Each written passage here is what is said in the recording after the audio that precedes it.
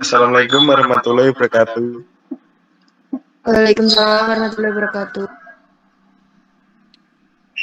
Kami dari kelompok 1 yang beranggotakan saya Khairul Mustafa dengan NIM 203 101040. Saya Dian Permatasari dengan NIM 2003 101041.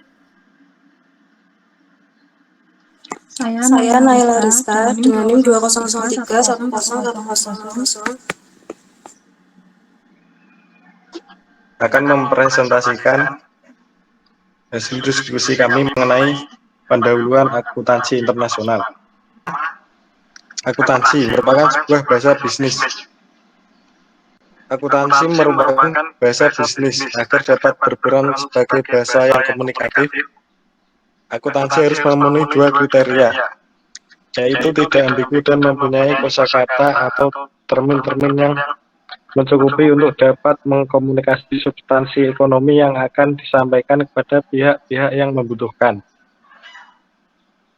Tidak ambigu mengandung makna bahwa persepsi substansi ekonomi yang dilaporkan adalah sama antara penyusun dan pemakai informasi keuangan yang disajikan pada laporan keuangan.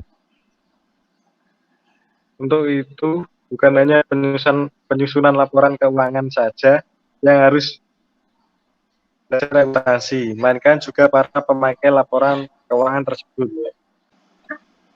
Kemudian, perkembangan akuntansi. Pada awalnya, standar akuntansi internasional yang dibuat IASC dinilai masih bersifat terlalu luas, sehingga tidak memenuhi tingkat komparabilitas yang diharapkan. Ini merupakan kelemahan besar, karena tujuan didirikannya IASC adalah membuat serangkaian regulasi akuntansi yang menghasilkan akuntansi yang dapat berfungsi sebagai sebuah bahasa bisnis yang komunikatif secara internasional, sehingga transaksi bisnis lintas batas dapat berjalan dengan baik. Yang akan terlaksana kalau akuntansi menghasilkan informasi keuangan yang komparabel. Oleh karena itu, pada tahun 1987, IASC merespon kritik ini dengan membentuk Comparability Project yang tujuannya adalah meningkatkan komparabilitas laporan keuangan dengan mengurangi alternatif yang tersedia dalam standar IASC. Selanjutnya, diversitas akuntansi. Pengukuran aset dan kewajiban. Dalam pengukuran aset dan kewajiban, diversitas akuntansi dapat disebabkan karena perbedaan mengenai dasar pengukuran atau perbedaan sumber daya yang diukur. Istilah aset atau aktiva tidak memiliki arti yang pasti. Dalam pengertian sumber daya mana yang harus dimasukkan dan sumber daya mana yang harus dikeluarkan dari batasan mengenai aset. Ketidakpastian ini juga meliputi interpretasi atas aset tak berwujud seperti goodwill dan cost riset dan pengembangan R&D cost. Demikian juga konsep kewajiban yang diaplikasi suatu negara berbeda dengan yang diaplikasi negara lain. Akuntansi pajak penghasilan merupakan sebuah contoh. Di Argentina, misalnya kewajiban pajak penghasilan tidak diakrualkan dan dicatat berdasarkan basis kas. Di Swiss, pencatatan akrual periodik terjadi tanpa pengakuan terhadap kewajiban pajak penghasilan tanggungan atau deferred income tax. Kewajiban tanggungan dapat memerlukan beberapa metode alokasi yang berbeda. Di Belanda, nilai pajak penghasilan di tanggungan kadang-kadang merupakan nilai yang didiskonto. Penentuan modal dan laba periodik. Variasi komparasi yang paling besar dalam area ekuitas pemilik atau owner equity adalah berkenaan dengan pertanyaan apakah sumber daya atau kewajiban boleh dihapus secara langsung dari laba ditahan clean adjust surplus karena kesulitan dalam memisahkan operasi bisnis normal dari kejadian yang tidak biasa dan masalah periodisitas dalam penyesuaian untuk periode lalu atau post-period adjustment.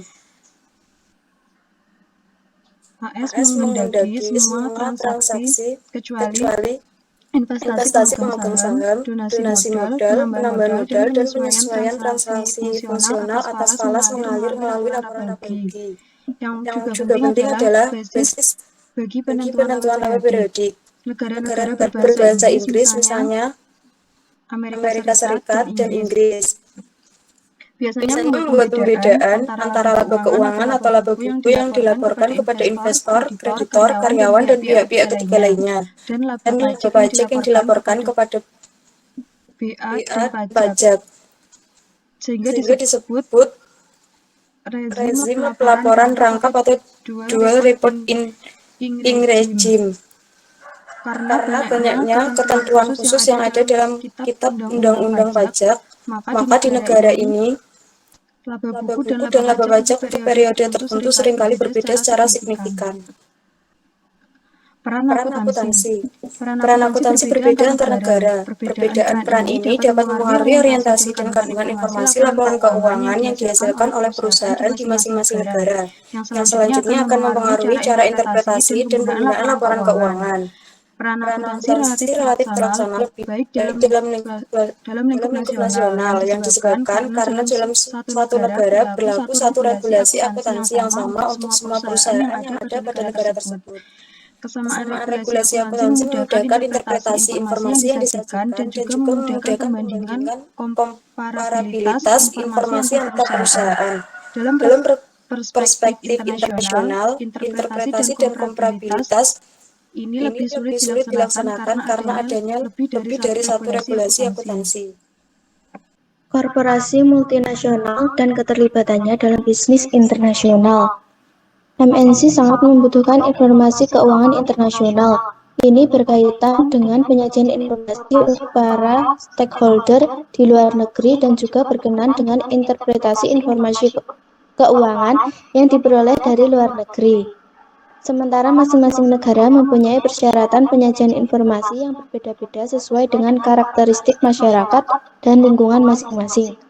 Dari luas dan rumitnya transaksi yang dilaksanakan MNC dapat diketahui bahwa MNC berada pada sebuah spektrum yang salah satu ujungnya adalah keterlibatan dalam produksi atau penjualan barang dan jasa.